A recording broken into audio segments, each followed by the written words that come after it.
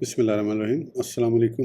اس video میں ہم کتاب احیاء العلوم جلد نمبر 3 یعنی بک نمبر 3 کو آگے کنٹینیو کریں گے۔ اس سے پہلے اگر آپ نے سبسکرائب نہیں کیا تو سبسکرائب کر لیں اور بیل آئیکن پریس کر دیں۔ تو شروع کرتے ہیں۔ حاسد کا عبرتناک انجام۔ حضرت سیدنا بکر بن عبداللہ مزنی علیہ رحمہ فرماتے ہیں کہ ایک شخص کسی بادشاہ کے پاس جایا کرتا تو اس کے سامنے کھڑا ہو کر کہا کرتا، احسان کرنے والے کو احسان کا بدلہ دو، کیونکہ بروں کو تو عنقریب ان کی برائی کافی ہو جائے گی۔ ایک شخص اس سے حسد کرنے لگا کہ اسے بادشاہ کا اتنا قرب حاصل ہے، لہذا وہ بادشاہ کے پاس گیا اور کہا، جناب یہ شخص جو آپ کے سامنے کھڑا ہو کر باتیں کرتا ہے، اس کا کہنا ہے کہ بادشاہ کے منہ سے بدبو آتی ہے۔ بادشاہ نے کہا، میں کیسے اس بات کا یقین کر لوں؟ اس شخص نے کہا، آپ اسے اپنے قریب بلا کر دیکھیں، جب وہ آپ کے قریب ہوگا تو اپنی ناک پر ہاتھ رکھ لے گا تاکہ آپ کے منہ کی بدبو نہ سونگھ سکے۔ بادشاہ نے اسے کہا، تم جاؤ، میں خود اسے دیکھ لوں گا۔ یہ شخص وہاں سے نکلا اور اس شخص کو اپنے گھر دعوت پر بلایا اور اسے ایسا کھانا کھلایا جس سے لہسن ملا ہوا تھا۔ وہ شخص وہاں سے نکل کر بادشاہ کے پاس آیا اور حسب عادت بادشاہ سے کہا، احسان کرنے والے کو احسان کا بدلہ دو، کیونکہ بروں کو تو عنقریب ان کی برائی کافی ہو جائے گی۔ بادشاہ نے اسے کہا، میرے قریب آؤ۔ وہ قریب آیا تو اس نے اس خوف سے اپنی ناک پر ہاتھ رکھ لیا کہ کہیں بادشاہ کو لہسن کی بو نہ پہنچے۔ تو بادشاہ نے اپنے دل میں سوچا کہ فلاں آدمی نے سچ کہا ہے۔ اس بادشاہ کی عادت تھی کہ وہ کسی کے لیے اپنے ہاتھ سے صرف انعام دینے کا ہی فرمان لکھا کرتا تھا، لیکن اب کی بار اس نے اپنے ایک گورنر کو اپنے ہاتھ سے لکھا کہ جب میرا یہ ہاتھ لانے والا تمہارے پاس آئے تو اسے ذبح کر دینا اور اس کی کھال اتار کر اس میں بھوسا بھر کر میرے پاس بھیج دینا۔ اس شخص نے وہ خط لیا اور دربار سے نکلا تو وہی سازشی شخص اسے ملا۔ اس نے پوچھا، یہ خط کیسا ہے؟ اس شخص نے جواب دیا، بادشاہ نے مجھے انعام لکھ کر دیا ہے۔ سازشی شخص نے کہا، یہ مجھے تحفہ دے دو۔ اس شخص نے کہا، لو تم لے لو۔ پھر جب وہ سازشی خط لے کر خوشی خوشی عامل کے پاس پہنچا تو عامل نے اس سے کہا، تمہارے خط میں لکھا ہے کہ میں تمہیں ذبح کر دوں اور تمہاری کھال اتار دوں۔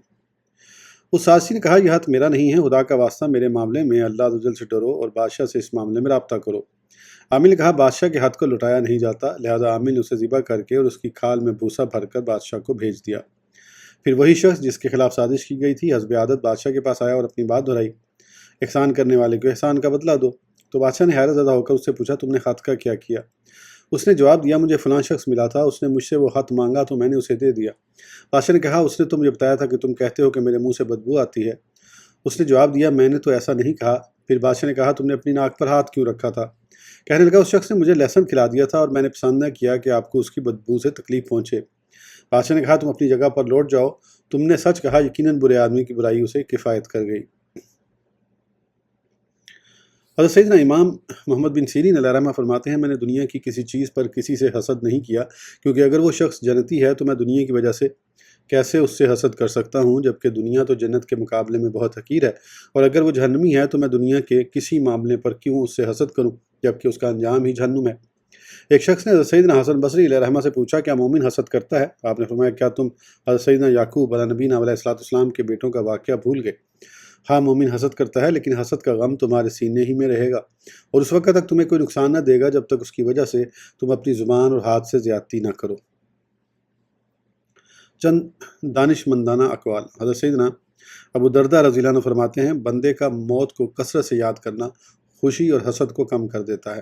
حضرت سیدنا امیر معاویہ رضی اللہ عنہ فرماتے ہیں، نعمت پر حسد کرنے والے کے سوا میں ہر شخص کو راضی کر سکتا ہوں، کیونکہ حاسد زوال نعمت پر ہی راضی ہوتا ہے۔ اسی وجہ سے کہا گیا ہے، تمام دشمنیوں کو ختم کرنے کی توقع کی جا سکتی ہے سوائے اس شخص کی دشمنی کے جو تم سے حسد کی وجہ سے دشمنی کرتا ہے۔ ایک دانشور کا قول ہے کہ حسد ایسا زخم ہے جو کبھی نہیں بھرتا اور حاسد کے لیے یہی سزا کافی ہے۔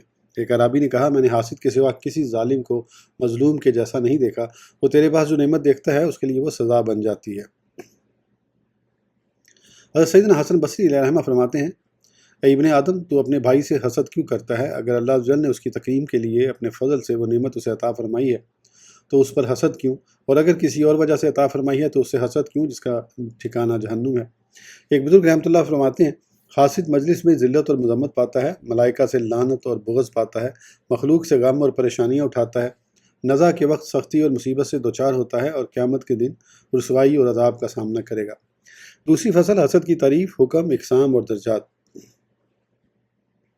حسد صرف نعمت پر ہی ہوتا ہے، جبکہ جب اللہ عز و جل تمہارے کسی مسلمان بھائی کو نعمت عطا فرماتا ہے تو اس وقت تمہاری دو حالتیں ہوتی ہیں۔ حسد کی تعریف، پہلی حالت، تم اس کی نعمت کو ناپسند کرو اور اس کی زوال کی خواہش کرو، اس حالت کو حسد کہتے ہیں۔ لہذا حسد کی تعریف یہ ہوئی کہ نعمت کو ناپسند کرنا اور جسے دی گئی ہے اس سے زوال نعمت کی خواہش رکھنا۔ دوسری حالت، تم زوال نعمت کی خواہش نہ کرو اور نہ اس کے وجود اور اس کی ہمیشگی کو ناپسند جان دو، البتہ تمہارے دل میں یہ چاہت ہو کہ تمہیں بھی اس قسم کی نعمت ملے۔ اس حالت کو رشک کہتے ہیں اور اسے منافست یعنی آگے بڑھنے کی خواہش سے بھی موسوم کرتے ہیں۔ بعض اوقات حسد کو منافست اور منافست کو حسد سے بھی تعبیر کیا جاتا ہے، یعنی ان دونوں لفظوں کو ایک دوسرے کی جگہ بھی استعمال کیا جاتا ہے، اور معنی کو سمجھ لینے کے بعد الفاظ کے استعمال میں کوئی مذائقہ نہیں۔ چنانچہ رسول اکرم صلی اللہ تعالیٰ علیہ وسلم نے ارشاد فرمایا، ان المؤمن یغبط والمنافق یحسد، یعنی مومن رشک کرتا ہے جبکہ منافق حسد کرتا ہے۔ حسد کا حکم، حسد ہر حال میں حرام ہے، البتہ کسی فاسق و فاجر یا کافر کو کوئی نعمت ملے اور وہ اسے فتنہ انگیزی اور فساد کے لیے اور لوگوں کو نقصان پہنچانے کے لیے استعمال کرے تو اس کے لیے اس نعمت کو ناپسند کرنا اور اس کے زوال کی تمنا کرنا جائز ہے، کیونکہ تم اس کا زوال اس کے نعمت ہونے کی وجہ سے نہیں چاہتے بلکہ اس لیے زوال کی تمنا کرتے ہو کہ وہ فساد کا آلہ ہے۔ اگر وہ اس سے فتنہ فساد نہ کرے تو تمہیں اس کی نعمت بری معلوم نہ ہو۔ حسد کے حرام ہونے پر دلالت کرنے والی روایات ہم نقل کر چکے ہیں، اور اس کے علاوہ یہ اس لیے بھی ناپسندیدہ ہے کہ اللہ عز و جل نے بندوں کو جو ایک دوسرے پر فضیلت دینے کا فیصلہ فرمایا ہے اس پر ایک طرح کا اظہار ناراضی ہے، اور یہ بات نہ قابل عذر ہے اور نہ ہی اس میں کوئی رخصت ہے۔ اس بات سے بڑھ کر اور کون سا گناہ ہوگا کہ تم اپنے بھائی کو سکون میں نہیں دیکھ سکتے، حالانکہ اس کے پرسکون ہونے میں تمہارا کوئی نقصان بھی نہیں۔ قرآن پاک کی کئی آیات میں اس کی طرف اشارہ کیا گیا ہے، چند آیات ملاحظہ ہوں۔ حسد کے متعلق 9 فرامین باری تعالیٰ، ان تمسسکم حسنۃ تاسوہم وان تصبکم سیئۃ یفرحوا بہا، سورہ ال عمران ترجمہ۔ تمہیں کوئی بھلائی پہنچے تو انہیں برا لگے اور تم کو برائی پہنچے تو اس پر خوش ہوں۔ یہ خوشی شماتت یعنی کسی کی مصیبت پر خوش ہونا ہے، اور حسد اور شماتت ایک دوسرے کو لازم و ملزوم ہیں۔ ود کثیر من اہل الکتاب لو یردونکم من بعد ایمانکم کفارا حسدا من عند انفسہم، سورہ بقرہ ترجمہ۔ بہت کتابیوں نے چاہا کاش تمہیں ایمان کے بعد کفر کی طرف پھیر دیں اپنے دلوں کی جلن سے۔ اس آیت مبارکہ میں اللہ عز و جل نے اس بات کی خبر دی ہے کہ ان کا نعمت ایمان کا زوال چاہنا حسد ہے۔ وَدُّوا لَوْ تَكْفُرُونَ كَمَا كَفَرُوا فَتَكُونُونَ سَوَاءً، سورہ نساء ترجمہ۔ وہ تو یہ چاہتے ہیں کہ کہیں تم بھی کافر ہو جاؤ جیسے وہ کافر ہوئے تو تم سب ایک سے ہو جاؤ۔ اور اللہ عز و جل نے سیدنا یوسف علیہ نبینا علیہ السلام کے بھائیوں کے حسد کو بیان فرما کر ان کے دلوں کے حال کو اپنے اس فرمان سے تعبیر فرمایا، اس قولوا لا یوسف واخوہ احب الی ابینا منا ونحن عصبۃ ان آبانا لفی ضلال مبین نقتل یوسف او اطرحوہ ارضا یخل لکم وجہ ابیکم، سورہ یوسف ترجمہ۔ جب بولے کہ ضرور یوسف اور اس کا بھائی ہمارے باپ کو ہم سے زیادہ پیارے ہیں اور ہم ایک جماعت ہیں، بے شک ہمارے باپ صراحتاً ان کی محبت میں ڈوبے ہوئے ہیں، یوسف کو مار ڈالو یا کہیں زمین میں پھینک آؤ کہ تمہارے باپ کا منہ صرف تمہاری طرف رہے۔ برادران یوسف نے جب دیکھا کہ والد محترم حضرت یعقوب علیہ السلام حضرت یوسف علیہ السلام سے زیادہ محبت کرتے ہیں تو انہوں نے اسے ناپسند جانا اور انہیں یہ بات بری معلوم ہوئی، لہذا انہوں نے اس محبت کا زوال چاہا اور حضرت سیدنا یوسف علیہ السلام کو باپ کی نظروں سے غائب کر دیا۔ وَلَا يَجِدُونَ فِي صُدُورِهِمْ حَاجَةً مِّمَّا أُوتُوا، سورہ حشر ترجمہ۔ اور اپنے دلوں میں کوئی حاجت نہیں پاتے اس چیز کی جو دیے گئے، یعنی نہ ان کے سینے تنگ ہیں اور نہ ہی وہ غمگین ہوتے ہیں۔ حسد نہ کرنے پر ان کی تعریف فرمائی گئی۔ یہود کے حضور صلی اللہ تعالیٰ علیہ وآلہ وسلم کی نبوت کا انکار کرنے پر اللہ عز و جل نے ارشاد فرمایا، ام یحسدون الناس علی ما آتاہم اللہ من فضلہ، سورہ نساء ترجمہ۔ یا لوگوں سے حسد کرتے ہیں اس پر جو اللہ نے انہیں اپنے فضل سے دیا۔ کان الناس امۃ واحدۃ فبعث اللہ النبیین مبشرین ومنذرین وانزل معهم الکتاب بالحق لیحکم بین الناس فیما اختلفوا فیہ وما اختلف فیہ الا الذین اوتوہ من بعد ما جاءتہم البینات بغیا بینہم، سورہ بقرہ ترجمہ۔ لوگ ایک دین پر تھے، پھر اللہ نے انبیاء بھیجے خوشخبری دیتے اور ڈر سناتے اور ان کے ساتھ سچی کتاب اتاری کہ وہ لوگوں میں ان کے اختلافوں کا فیصلہ کر دے، اور کتاب میں اختلاف انہی نے ڈالا جن کو دی گئی تھی بعد اس کے کہ ان کے پاس روشن حکم آ چکے آپس کی سرکشی سے۔ آپس کی سرکشی سے کی تفسیر میں کہا گیا ہے کہ اس سے مراد حسد ہے۔ وما تفرقوا الا من بعد ما جاءهم العلم بغیا بینہم، سورہ شورى ترجمہ۔ اور انہوں نے پھوٹ نہ ڈالی مگر بعد اس کے کہ انہیں علم آ چکا تھا آپس کے حسد سے۔ اللہ عز و جل نے انہیں علم اس لیے عطا فرمایا تھا کہ ان میں اتحاد پیدا ہو اور وہ اطاعت الہی پر یکجا ہو جائیں، اور انہیں اس بات کا حکم ہوا کہ علم کے ذریعے باہم الفت اور محبت اختیار کریں، لیکن اس کے برعکس وہ آپس میں حسد کرنے لگے، کیونکہ ان میں سے ایک یہ چاہتا تھا کہ حکومت مجھے ملے اور میری بات مانی جائے۔ نتیجہ یہ نکلا کہ وہ ایک دوسرے کو جھٹلانے لگے۔ یہود بھی حضور صلی اللہ علیہ وسلم کا وسیلہ پیش کرتے۔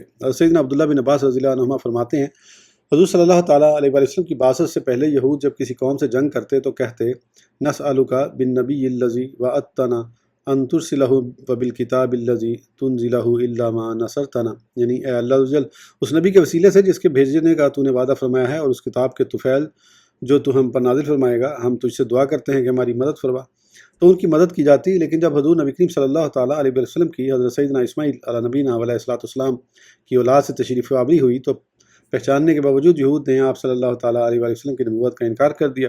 اس کے متعلق اللہ عز و جل ارشاد فرماتا ہے، وَكَانُوا مِن قَبْلُ يَسْتَفْتِحُونَ عَلَى الَّذِينَ كَفَرُوا فَلَمَّا جَاءَهُم مَّا عَرَفُوا كَفَرُوا بِهِ فَلَعْنَةُ اللَّهِ عَلَى الْكَافِرِينَ بِئْسَ مَا اشْتَرَوْا بِهِ أَنفُسَهُمْ أَن يَكْفُرُوا بِمَا أَنزَلَ اللَّهُ بَغْيًا، سورہ بقرہ۔ ترجمہ، اس سے پہلے اس نبی کے وسیلے سے کافروں پر فتح مانگتے تھے، تو جب تشریف لایا ان کے پاس وہ جانا پہچانا اس سے منکر ہو بیٹھے، تو اللہ کی لعنت منکروں پر، کس برے مولوں انہوں نے اپنی جانوں کو خریدا کہ اللہ کے اتارے سے منکر ہوں اس کی جلن سے۔ بغین کی تفسیر میں فرمایا گیا ہے، یعنی حسد کرتے ہوئے یہود نے حضور صلی اللہ تعالیٰ علیہ وآلہ وسلم کی رسالت کا انکار کیا۔ ام المومنین حضرت سیدنا صفیہ رضی اللہ عنہا نے بارگاہ رسالت میں عرض کی، ایک دن میرے والد اور چچا آپ کے پاس سے آئے تو میرے والد نے میرے چچا سے کہا، آپ ان یعنی حضور صلی اللہ تعالیٰ علیہ وسلم کے بارے میں کیا کہتے ہیں؟ چچا نے کہا، میرا تو یہی کہنا ہے کہ یہ وہی نبی ہیں جن کی بشارت حضرت سیدنا موسیٰ کلیم اللہ علیہ السلام نے دی۔ والد نے پوچھا، آپ کا کیا ارادہ ہے؟ چچا نے کہا، میں تو زندگی بھر ان سے دشمنی رکھوں گا یہاں تک حسد کی حرمت کا حکم بیان ہوا۔ منافست کا حکم، جہاں تک منافست یعنی رشک کی بات ہے تو یہ حرام نہیں بلکہ بعض صورتوں میں واجب، بعض میں مستحب اور بعض میں مباح ہے، اور بعض اوقات منافست کی جگہ حسد اور حسد کی جگہ منافست کا لفظ بھی استعمال کیا جاتا ہے، جیسا کہ حضرت سیدنا قسم بن عباس رضی اللہ تعالیٰ عنہما سے مروی ہے، انہوں نے اور حضرت سیدنا فضل بن عباس رضی اللہ عنہما نے ارادہ کیا کہ بارگاہ رسالت میں حاضر ہو کر عرض کریں کہ آپ صلی اللہ تعالیٰ علیہ وسلم ہمیں صدقہ کی وصولی پر مقرر فرمائیں۔ اس سلسلے میں انہوں نے حضرت سیدنا علی المرتضیٰ کرم اللہ وجہ سے مشورہ کیا تو آپ رضی اللہ تعالیٰ عنہ نے منع کرتے ہوئے فرمایا کہ حضور صلی اللہ تعالیٰ علیہ وسلم تمہارے کہنے پر تمہیں مقرر نہیں فرمائیں گے۔ یہ سن کر انہوں نے کہا، آپ منافست یعنی حسد کی وجہ سے ایسا کہتے ہیں، حالانکہ حضور صلی اللہ تعالیٰ علیہ وسلم نے اپنی صاحبزادی آپ کے نکاح میں دی، لیکن ہم نے تو آپ سے حسد نہ کیا، یعنی یہ آپ کی طرف سے حسد ہے، جبکہ حضرت سیدنا فاطمۃ الزہرا رضی اللہ تعالیٰ عنہ آپ کے نکاح میں دی گئیں تو ہم نے آپ سے حسد نہ کیا۔ منافست لغت میں نفاست سے مشتق ہے۔ منافست کے مباح ہونے کی مثال یہ فرامین باری تعالیٰ ہیں، وَفِي ذَلِكَ فَلْيَتَنَافَسِ الْمُتَنَافِسُونَ، سورہ المطففین۔ ترجمہ، اور اسی پر چاہیے کہ للچائیں للچانے والے۔